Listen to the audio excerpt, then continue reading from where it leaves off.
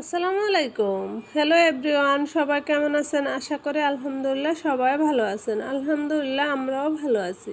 আজকে আমি কাবাব তৈরি করব। আমি মুসুরির ডাল আর একটা ডিম দিয়ে কিভাবে কাবাব তৈরি করব এটাই আপনাদের সাথে শেয়ার করব, কোনো রকম মাংস ছাড়া। এখানে আমি নিয়ে নিচ্ছি 1 কাপের মতো মুসুরির ডাল।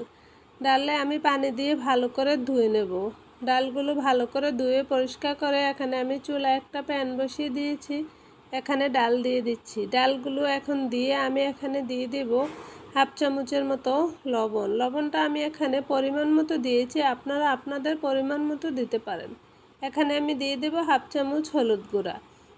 এখানে আমি দিয়ে দেব আদা রসুন বাটা। এখানে আমি একটা তেজপাতা দিয়ে দেব। দিয়ে এখানে আমি দিয়ে দেব পানি। পানিটা পরিমাণ মতো দিয়ে চুলায় আমি ডালটা সিদ্ধ করে নেব। এখন ডালটা প্রায় সিদ্ধ হয়ে এসেছে। এখন আমি ডালটাকে একটু ম্যাশ করে নেব।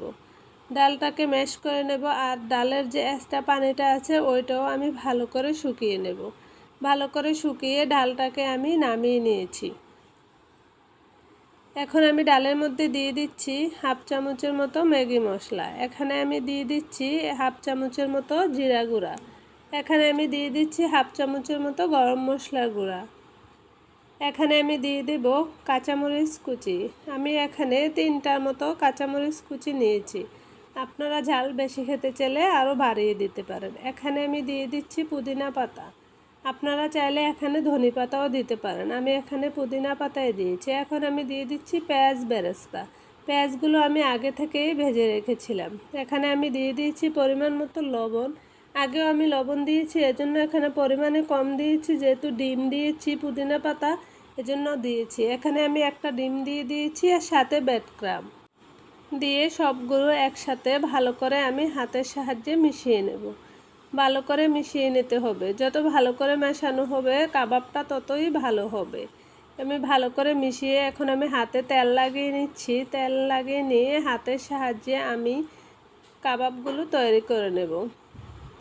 এই তো আমি প্রত্যেকটা কাবাবই এরকমভাবে তৈরি করে নেব, ছোট ছোট করে। আপনারা চাইলে আপনাদের মতো করে শেপ দিতে পারেন। আমি এখানে প্রত্যেকটা কাবাবই একই রকম করে বানিয়ে নেব। আমার রেসিপিটি যদি ভালো লেগে থাকে তাহলে ট্রাই করে দেখতে পারেন। আশা করি ভালো লাগবে। আর ইউটিউব থেকে দেখে থাকলে সাবস্ক্রাইব করে নিতে পারেন। আর যদি ফেসবুক থেকে দেখে থাকেন তাহলে ফলো দিতে পারেন। আর যদি অলরেডি এই কাজটি করে থাকেন তাহলে আপনাদেরকে অসংখ্য ধন্যবাদ। এখন আমি চুলায় একটা প্যান বসিয়ে দিয়েছি। এখানে আমি কাবাবগুলো দিয়ে দিচ্ছি একে একে। কাবাবগুলো আমি চুলা আঁচটা লো হিটে রেখেই ভেজে নেব। এই তো কাবাবগুলো আমি এখন উল্টে দিচ্ছি। এপিঠ হয়ে গেছে, এখন আমি ওই পিঠটাও একইভাবে ভেজে নেব। প্রত্যেকটা কাবাবে আমি উল্টে দিচ্ছি। আপনারা চাইলে ডুবো তেলেও ভাজতে পারেন। আমি এখানে কম তেলেই ভেজে নিচ্ছি।